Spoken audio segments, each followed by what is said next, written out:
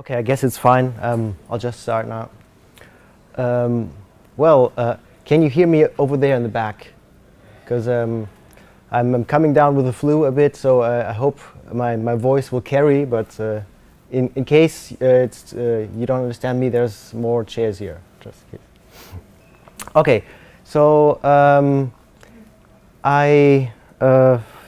for my talk, I figured we're a Plone conference, and I have things to show, or mostly to show inside Plone. So I skipped the traditional slides, and I'm just going to do my talk in Plone, and hope that works. Famous last words. What I'm going to talk about today is patternslib and how patternslib that we've been using a lot, how to integrate them into Plone. So to start off by asking the question, okay, patternslib, what is it? Like the rule of the very simple sentence, the claim is a library of reusable patterns which let you create rich, dynamic, and interactive prototypes or websites without having to know or care about JavaScript. So what that means is patternslib is a package, first and foremost, built by and from a web designer's perspective. That means a web designer who knows all about CSS and stuff like that, and have ideas about interactions, but they don't know or care about or like JavaScript or anything, or they get scared if they look at something that looks like JSON format. I mean, that's just, designers just don't work that way. But what designers know a lot about, and like web designers, is CSS and adding classes, etc., stuff like that. So the purpose of patternslib is to make interactions via JavaScript available in such a way that the designer just adds like a class or class attributes plus maybe a data attribute, and then things will just work the way they intended. So like this very simple example here, on a div, you add the class pathCollapsible. The first block element will be the trigger, and the rest will be that stuff that gets shown. That's the most simple use case ever. And of course, you can get more complicated and add, I don't know, a special trigger attribute, yada yada. But like this is the most simple thing. So if I click here, check this out. This is my recommendation. If you want to know more about what patterns is and how it was built, check out JC Brandt's awesome talk from last year from Bucharest, from the PloneConf. That's really what I would recommend. Like, he gives a really good overview. So what's the state with patterns in Plone? In Plone 5, we have mockup. Mockup gives us, for example, the date picker and lots of widgets.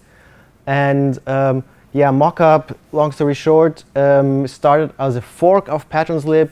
I think it was inspired by a talk on the Plone conference in Arnhem 4 or 5 years ago, and then got picked up by Rock, Garbas, and other people, and started working on it. And somehow patternslib and mockup diverged a bit. And in recent years, there was efforts to unify them again. So now that mockup is more a specialized variant of patternslib. It uses the same base pattern. There are still subtle differences, and there are duplicate patterns, etc. But anyway, mockup is just a flavor of patternslib, and lots of that is already available in Plone. But patternslib has just a lot more to offer. So if you want to know more about the history, JC Brandt did another awesome talk last year explaining about how patternslib and mockup evolved and got back together again, etc. Patternslib is a thing that we at our company use a lot for Plone sites or building prototypes, etc. And we had one customer project where we thought, like usually, we use that for Plone intranet, Quave. That's where patterns gets used heavily.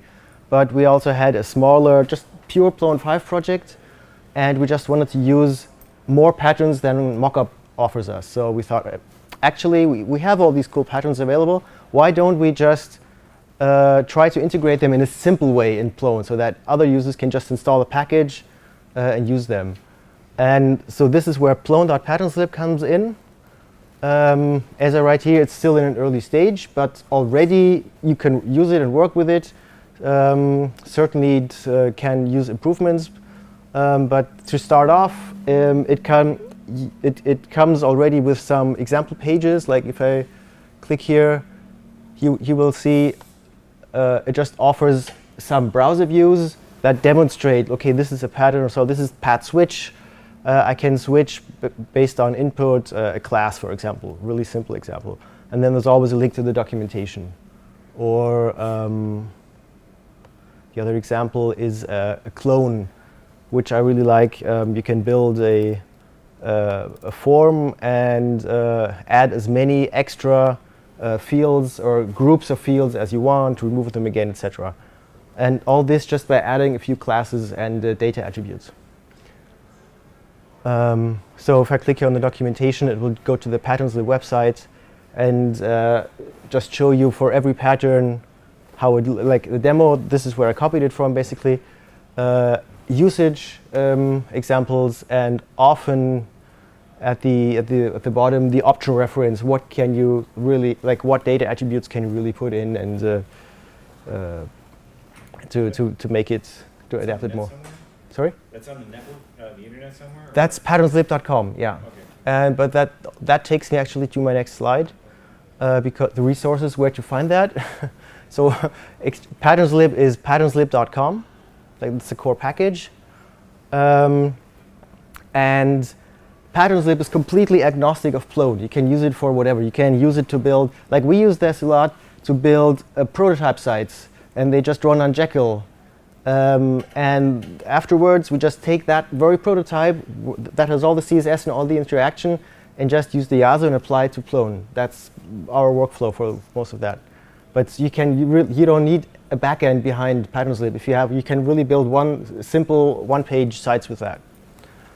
Then there's plone.patternslib. This is like the little extra package that I'm talking about, which like is under, well, you could say the foundation is there, can use improvement, but this is where the examples live and where the idea behind it, you just install it as an add-on in Plone and you get the extra pattern. So this is what I did to my demo Plone site. And of course, there's mockup, which is the integration in Plone, which also comes with a demo page and an explanation page, and this is already built in. And you might wonder, okay, so also this, I mean, this usage pattern is quite well known these days, simple tabs, but I mean, this is also just built by using a pattern, pat stacks.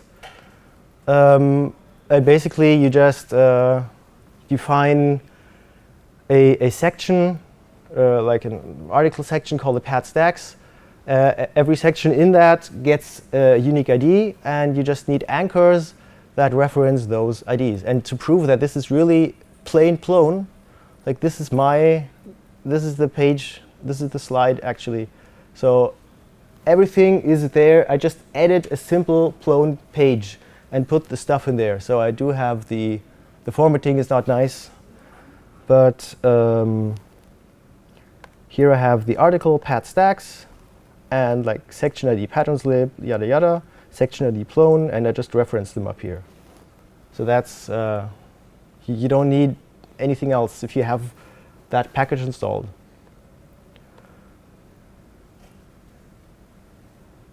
Okay, but so this was a bit introduction to the whole matter. Now let's look at a real example. Time to start with the story, and this is where I need to install my demo package. I hope this works now. Okay, so we have a client like a Acme Corporation.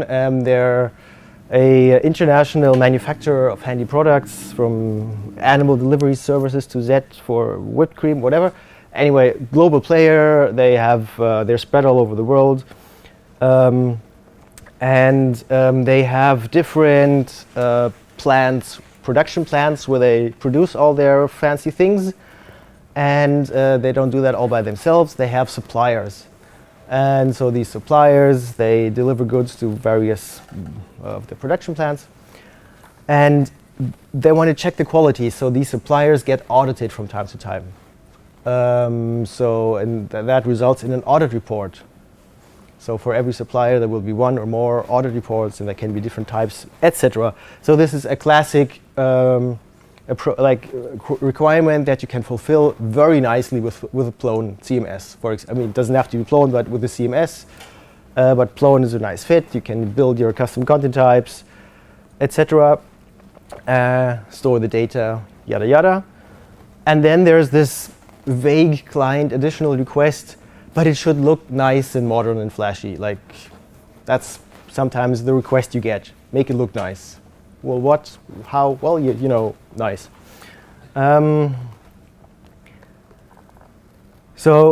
Okay, this is like very stupid dexterity content types. Just for the sake of the example, we model a supplier, which is a folderish content type, and in that we build those audit reports. So the main focus is on somebody gets audited, and this is not formatted at all. It's just really, really plain stupid. So we have a dexterity content type with different fields, custom fields, and some fields have vocabularies, and you can choose them, etc., and different audit types and audit results, blah blah. So that's basically our setup. Okay, so one of the requirements is they get lots of suppliers in, and the database starts to grow. They want to have a quick and easy overview or entry page to look at what suppliers do I have currently and just filter quickly. So this is the pattern I'm showing you is of nothing new, but basically the first approach is, or this very naive approach, you do a custom search, a list of all suppliers, long list, but you want to search through them quickly and filter, so you can just type 2 letters or whatever, and it filters it down, or just reverse, like you can have more than one filter parameter. But you might notice, so I type something, it submits automatically, immediately. So this is also where a pattern comes into play, and this is the auto-submit pattern. And literally the only thing to enable that or to make that work is in our form tag we add the class pat_auto_submit. And if we look at the documentation, okay, and for this pattern the documentation doesn't give us that much, but yeah, the auto-submit pattern just will submit the form when there's input. The documentation is actually missing a bit more information. You can have delays. For example, you don't want to necessarily immediately, if the user starts typing something, submit the form, but when the field loses focus or something. So yeah, but you might have noticed, looking at the story, you type something, the form gets submitted, and that's how Plone works. Out of the box, you submit the form, the page reloads, and that's so 2006. So like, we can do much better than that. So this is exactly the same form again, just with a little enhancement. So I type something, and you notice I don't even lose focus in the field anymore, because I stay there, because the page doesn't reload, but only the content area, and that's what patternslib refers to as injection. So again, on the form tag that I just showed you, we keep the auto submit, but we add another class called pat_inject. So that means the action of that form will trigger not a complete page reload, but I mean like this first part here is just the name of my browser view, which I call suppliers listing injection. and I append with a hash mark suppliers, like the ID, because that will be the ID in my page of that element that's going to be replaced. So, and looking at the results area, this is just the ID, the div with the ID suppliers, where all the suppliers get listed, where the actual code happens. I repeat over the suppliers and blah, blah. So as a reminder, again, the action of my form is I just link to my own browser view, my own form again, hash mark suppliers. This is the most simple example of using injection. This is where I just tell path inject that it should fetch the result from the new page, but replace the current div with the ID suppliers with that with the new div ID suppliers that it would normally get back. And yeah, here it makes sense to have a look at the documentation because there's a nice graphic in there that explains it. So basically, you can imagine this is our original page. A div or whatever element with a certain ID, like here content. The form gets submitted and would normally redirect or show B, but instead of showing it like that, we just rip out that area and insert it into the new A. And that can, you can have more complex use cases. It doesn't have to be just a one-by-one replacement, but you can have multiple sources and multiple targets.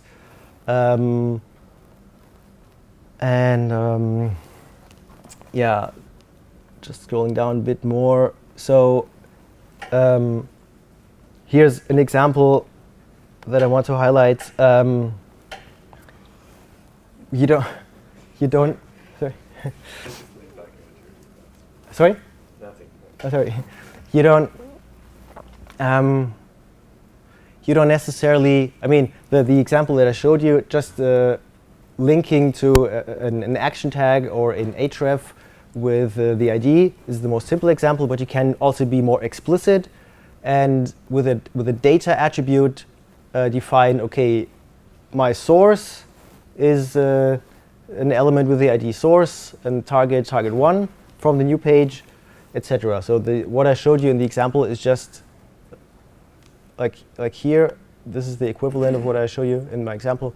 This is just the most simple form or a shorthand form, but like path inject or the injection pattern is one of the most complex and for me most useful patterns that you can use because you can do such amazing and nice things with it. That's why also the documentation on that specific pattern is quite long and you have several options.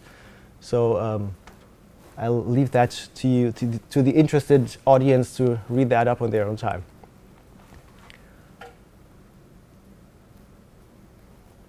So that's what we get here. Okay, so we're getting somewhere, but still it was like really stupid, just a form, just a listing. It's not really nice yet, isn't it? But also here, patternslib can offer us help. And of course, you need to know a bit of CSS. But actually, all the patterns, they come as an example on the patternslib website. You can basically start with copying the CSS from there. It's sassified. So the same listing that we had before and the same little filter and auto submit, and that's just masonry.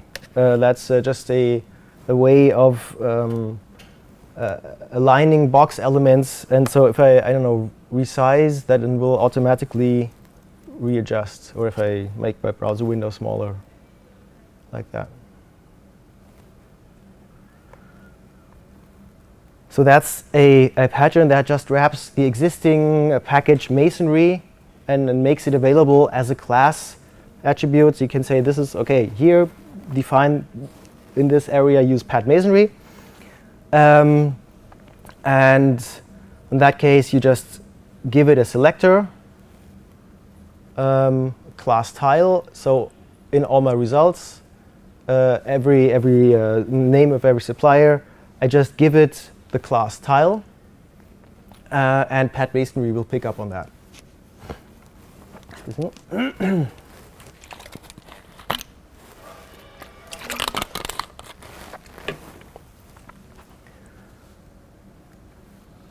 And also here, yeah, so Masonry is just a JavaScript grid layout library. So this is not something that patternslib has invented. Patternslib just uses it and like builds it into, makes it usable out of the box. And here also, because the theme here is, or the topic is make it nice, we also have some more options. For example, we can add transitions or a transition duration, stuff like that. So that allows us to play around with that a bit more.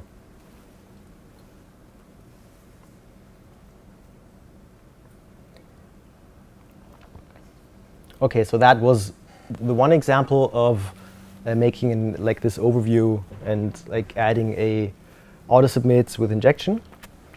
Another use case, okay, the client said, okay, actually I'm mostly interested in these audit reports and I want to quickly see all of them like sorted by date or whatever. Just in a table, just put them there so we can compare them, and then we'll see, and we'll just have like so that we can compare and filter down. So the very first naive approach is I deliberately make this a bit ugly, just for demonstration. We just have a search page that just lists all the audit reports with most of the relevant fields in a table, just under each other. Like I have, this is actually using the default Plone search page. So I can, I don't know, type something like this. Oh, there's even a bug, it doesn't update. But anyway, yeah, quick search and narrow down. But of course, that's by far not enough. We need a really good filter because, I mean, we have all these fields at our hands, so we need something like the advanced search. And this is actually where we do use the advanced search box or the templates and just customize them that the Plone offers us. So we have all these vocabulary-based fields, so that's exactly where it makes sense to use a dropdown, for example. So I can say I'm interested in supplier audit reports from this and that plant, but it should only be like an internal audit, and all those that are at least conditional pass or pass, and well, not before the year 2013 maybe.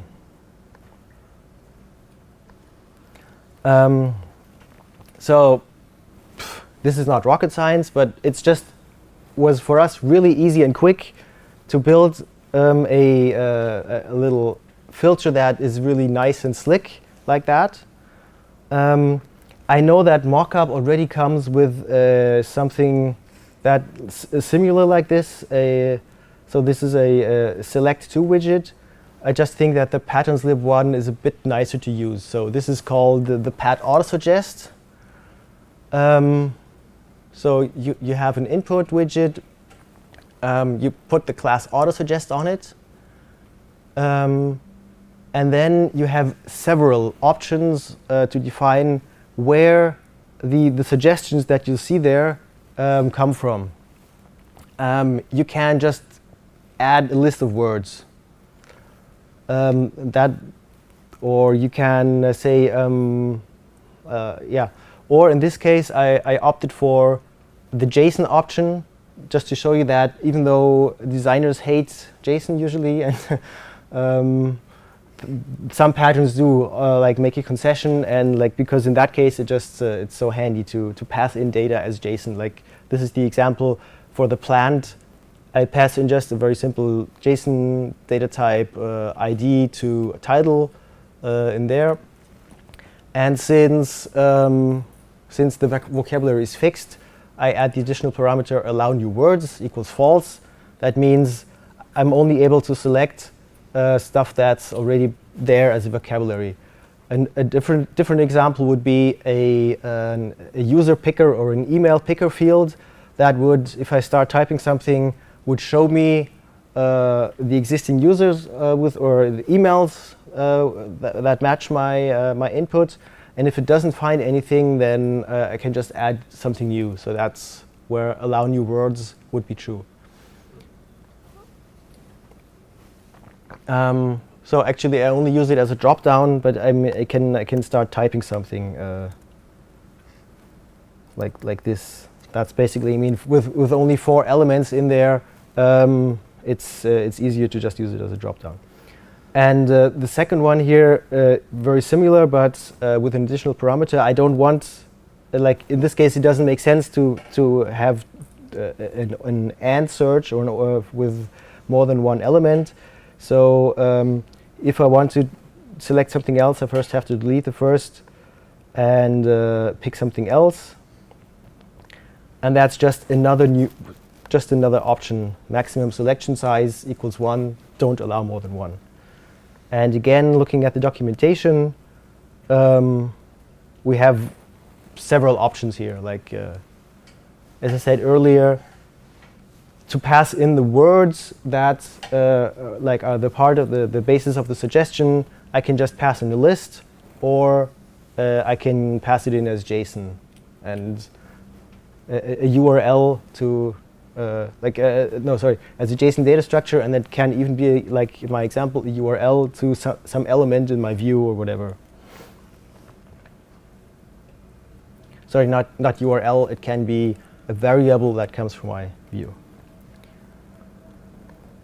And OK, if you paid attention and you saw me using this data picker, that should look quite familiar because, not data picker, date picker, that should look quite familiar because this is the one from mockup. So here I smuggled in a mockup pattern,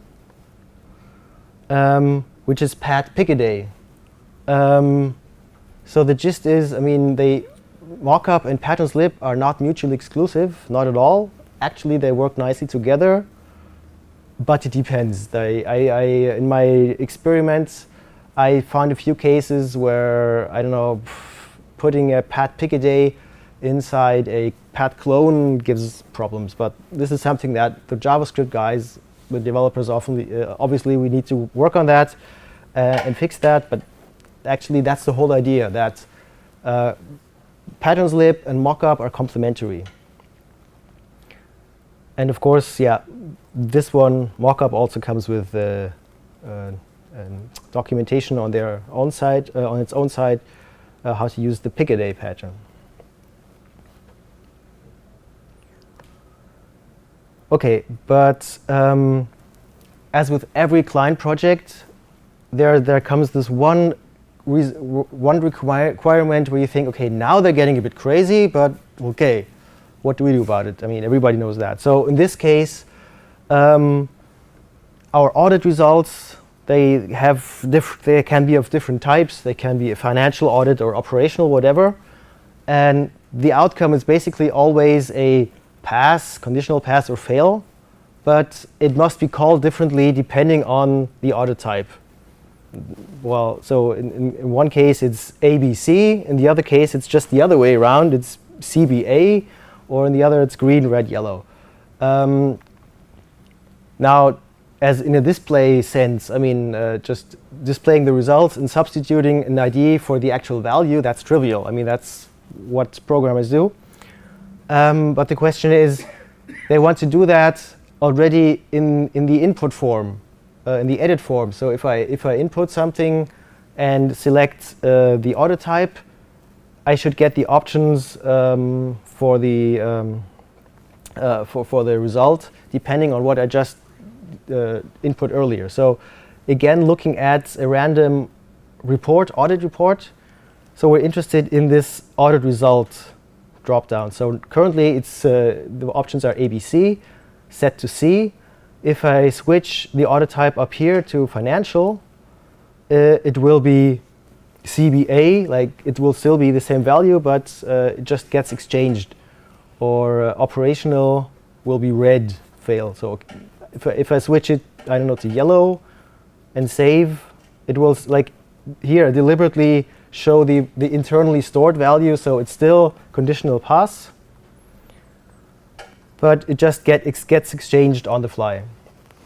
And this is also where a pattern comes in handy. Now, disclaimer, I'm not saying that this is the way to do it.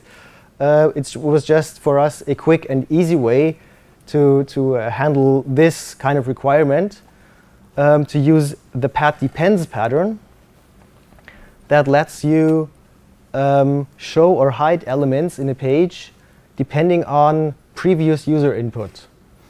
So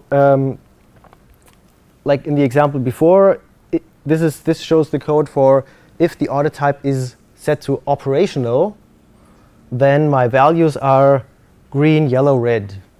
So what we did here, we actually have for all those variations of the results, we have our own select element, which has the class pat depends to indicate that we should use that pattern. By default, all those select elements are disabled. And the important thing is the condition for pat depends. The data pat depends tells us if like the field for the audit type, form widgets minus audit type, is just dexterity making the form. That's just the name that comes out of it. So you need to know the name of the other field. So the field name for audit type, if that is operational, that's the internal value, then this pat depends will make it active. The action both here means pat depends can either show something, like remove the hidden, or enable something, remove the disabled. And action both means enable and show it at the same time. And then we just list the options, green, yellow, red, and the values pass, conditional, and fail. And of course, for the other cases, we just add that same code again.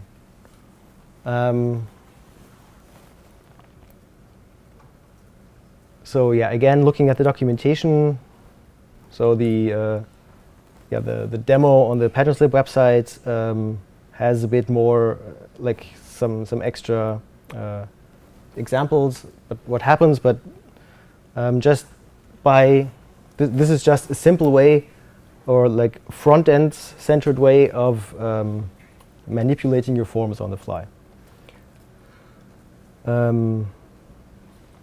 Yes, and this is what I mentioned. So the action both action can be show, enable, or both, for example.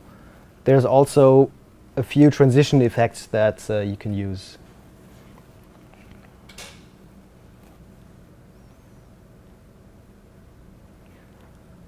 Okie doke. Yeah, so that for our story, that was like our excursion into the world of Acme. By the way, this request of make like this labeling of the audit results was literally a request from the client. This is not just an example that I invented here, but that's how it is. So let's look at some more advanced usage. Also, two projects based on Plone using patternslib a lot. So one is Quave or Plone intranet, and actually, I'm cheating a bit. The actual Plone-based Plone-based Quave looks exactly the same, but this is just the prototype running on Jekyll because I didn't want to have start up the full server. But anyway, patterns are used all over the place. Like here, a pat tooltip to display little extra menus. This little guy on the sidebar. Then using injection just to load certain parts. And you see, if I click it for the first time, you will notice a spinner appearing very briefly. Pat depends if I click here, or if I pat depends if I toggle something, then some buttons are enabled or not, or whatever. Also, okay, select users want to change their role. How does that work in a little modal? So that's also another pattern, pat modal. Just pop up something, and afterwards, I don't know, reload the page or inject parts of it. And of course, we use injection a lot. So several different content areas. You can browse in one area, and then wherever you click, reload, depending, like reload just whatever you're just currently interested in. If you're interested in that, Guido Stevens will give an introduction to Quave, I think, right after this talk or sometime today. So that would be where to learn more about that. And another application using patterns and running on Plone is EURA. And online, it stands for, that's a stupid acronym, stands for Online Interactive Risk Assessment, for a European agency that does occupational safety and health at work. And also, I mean, it's just using patterns here to make a nicer user experience, and just in a very simple way. For example, adding these little explanations. So what the user needs to fill in some stuff, just an explanation. Okay, if I click, what do I need to do here? Just provide some information. Or here it's about entering approaches to mitigate risk, and the user can like type that on their own, or maybe from the back end there might be some pre-existing remedies, so that might be you might be able to pre-fill them like this.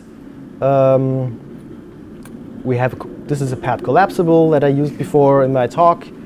This is a pad clone. So it's just using patterns in this way just makes it easy for the designer on the one hand to envision what something will look like, but also for the developer. It's just really simple to just to get in that mindset, add some classes, and then then you can argue with the designer who has to do the CSS for it. If it's a really good designer, then everything comes with bells and whistles. But still, it's just, I think, for both sides, the designer side and the developer side, it's just really useful and easy to get something good looking quickly like that. And of course, under the hood, the whole JavaScript, you need people to build that in the first place. But that's not today's topic. I mean, how to add and customize patterns is another matter. But my point is, get out there and start using it if you're interested, or just try it out, because we already have lots there. Of course, as I hinted at already, we're not, I mean, this is the integration of patternslib patterns into Plone is not perfect yet. I mean, we do have mockup, which is already gives us a lot. But with these plone.patternslib, it's just an approach of making those more patterns like that available in Plone. My long-term goal, or I'm hoping that we can continue down the path of unifying mockup and patternslib in such a way that the extra patterns that are defined in mockup that are generally useful, that they land in the basic core package patternslib. Mockup also has some very Plone-specific patterns, like for the registry or stuff like that. That doesn't make sense as a generic pattern, but that should be kept in mockup as a specialized flavor.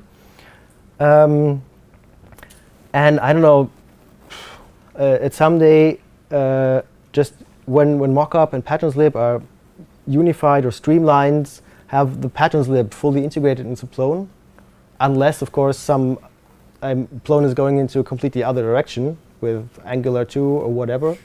But that would be, I mean, the beauty is patternslib is there and ready to use right now. So it's not something that is dependent on rewriting the whole JavaScript story. And of course, update documentation, etc., etc. And at some point, according to the time-honored business plan, at some point, everybody profits. And yeah, who knows where that's from? South Park. Right. So what do I mean with unified duplicated patterns? One example is pat tooltip. We have pat tooltip in mockup, and we have pat tooltip in patternslib.